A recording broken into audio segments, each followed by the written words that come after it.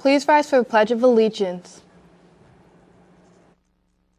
I pledge allegiance to the flag of the United States of America and to the republic for which it stands, one nation, under God, indivisible, with liberty and justice for all. Please stay standing for a moment of silence. Thank you. Hey Bulldogs, I'm Matt Messina. And I'm Katori Nicholas. Welcome to Code Blue News.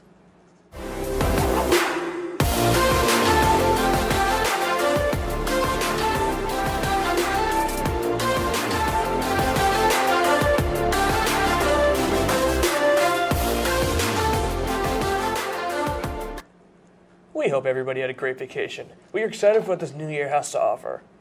2020 is already off to an interesting start. Yesterday, the United States launched an airstrike in Baghdad in order to kill Iranian general and top military advisor Qasem Soleimani. The Pentagon has stated that this was done in order to protect U.S. personnel. The Department of Defense blamed the general for the deaths of hundreds of Americans in the region, including one on December 27th that killed an American contractor. According to Secretary of State Mike Pompeo, this was done in response to an imminent attack, but did not clarify who this attack would be against, nor what the threats were. He did clarify that this was an intelligence-based attack against the U.S. designated foreign terrorist organization Quds Force.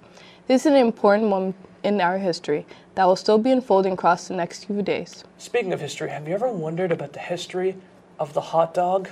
Not at all, but for some reason I have a sinking suspicion Chuck Larossi is going to tell us all about it.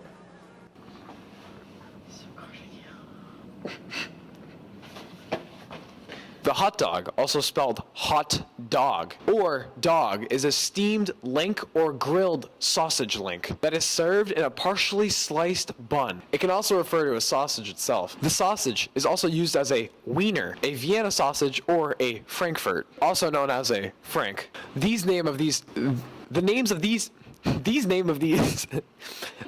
these sausages also commonly refer to their assembled sandwiches. Typical condiments include ketchup, mustard, mayonnaise, onions, and anything you want to put on that Frankfurt dog. It's all over the thing.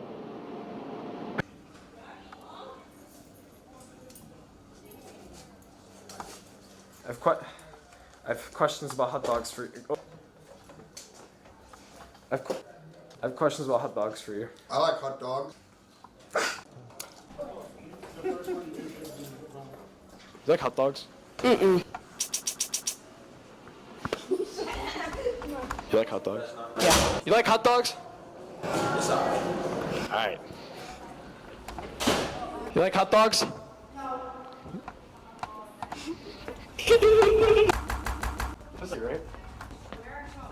Rose, question.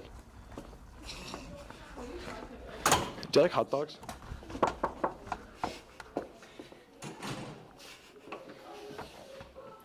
Oh, he's on a phone call. Okay, we're gonna go. You like hot dogs? Hot dogs? Yeah. Of course. My man. My man, yeah. Do you like hot dogs? Yes. My man. But I like them with sauerkraut. It's because he's German. Thanks, Chuck. I regret joining Code Blue because of this. On the topic of food, next Thursday, January 9th, the students of Code Blue will be hosting a fundraiser at Jake and Joe's in Braintree. The fundraiser will be a give-back night. If you show your server the flyer that will be emailed to your school email, showing the flyer when ordering takeout or dining in will allow part of the proceeds of that night to go towards Code Blue in their trip to Washington, D.C. in March. The Holbrook Food Pantry is an organization that has helped residents of Holbrook for many years. Brianna Graciano went to the food pantry last month in order to learn more about what they do. Magnified, and you be magnified in this process, oh God. So God, we ask that you just have your way today, oh God. In everything that we do, we give you all glory, honor, and praise. In the name of the Father, the Son, and the Holy Spirit. Amen. 1 in 11 people in eastern Massachusetts have to struggle with the daily question, where is my next meal coming from? That means more than 500,000 residents are at risk of food insecurity every day. Organizations like the Greater Boston Food Bank and other local pantries, including the Holbrook Food Pantry, have been working diligently to supply food for those in need. My position at the Holbrook Food Pantry is kind of an assistant to my dad who goes on the deliveries, and we kind of go to people's houses who can't make it to the pantry or have difficulty coming here. A typical day here consists of unloading the truck when it comes here from the Greater Boston Food Bank, and then kind of putting some produce bags together. Many of us are fortunate enough to not be harmed by the local food shortages that occur in our community. 78% of working Americans say they're living paycheck to paycheck, according to a 2017 report by employment website CareerBuilder. A sudden expense such as a medical issue or car repair could make their savings vanish. They could be our neighbors, kids in our classes, really it could be anybody. Nobody is safe from a paycheck to paycheck lifestyle. The goal of the food pantry is to serve those who can't really serve themselves and kind of just provide food items for them, and especially during the holiday season. So how do we make a change? What can we do today to make America hunger-free tomorrow? This pantry has made a really good impact on our community. I've been here for like 3 years now, and when it first started, it was a lot less successful than it is now, and it's just gotten more and more successful, and more people have been helping. The Holbrook Food Pantry takes a heavy load off of countless families' backs. They can focus more on the many necessities of life rather than where they will get their next meal. Thank you for all you've provided for this community. This has been Brianna Graziano. Back to you in the studio. Thanks, Brianna. Community service is an important part of many lives that has helped many. Over vacation, we all did many things. Personally, I did absolutely nothing in order to prepare for all the different things I want to do over February vacation. Niall Horgan talked to students throughout the school to find out what filled their time over vacation. Hey guys, Niall Horgan here, and today we're going to be talking to people about what they did over vacation. I won 25,000 Madden games. I'm a GOAT in Madden, in case you were wondering. Alright, what'd you do over vacation? Over vacation, I did a lot of eating, sleeping, opening presents, and spending a lot of money. That's definitely the truth. You do anything else?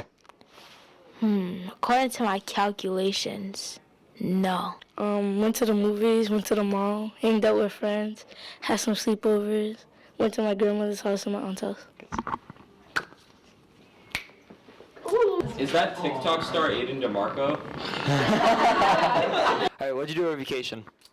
I got my permit, saw a few movies, and hung out with my friends.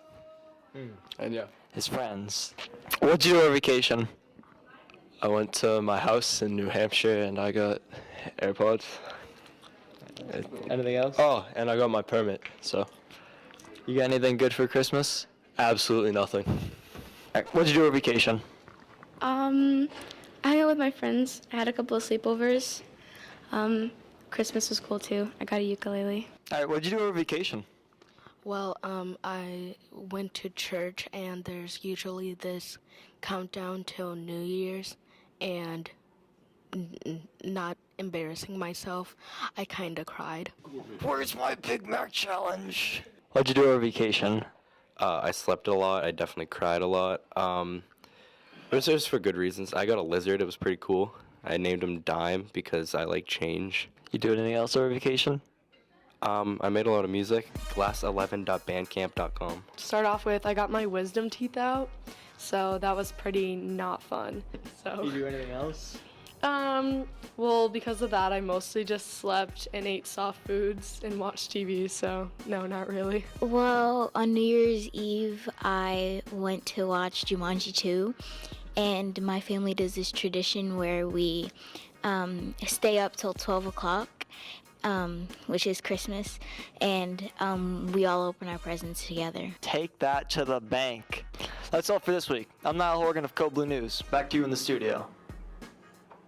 Thanks, Niall. It sounds like you all had interesting vacations. Vacation may have slowed down for many of us, but basketball season is finally picking up. Boys varsity basketball suffered 2 hard-fought losses against Division I opponents. The girls also suffered a loss this past week. The boys play at Southeastern today. The girls' teams will take on South Shore Voc at home. Make sure to show your support.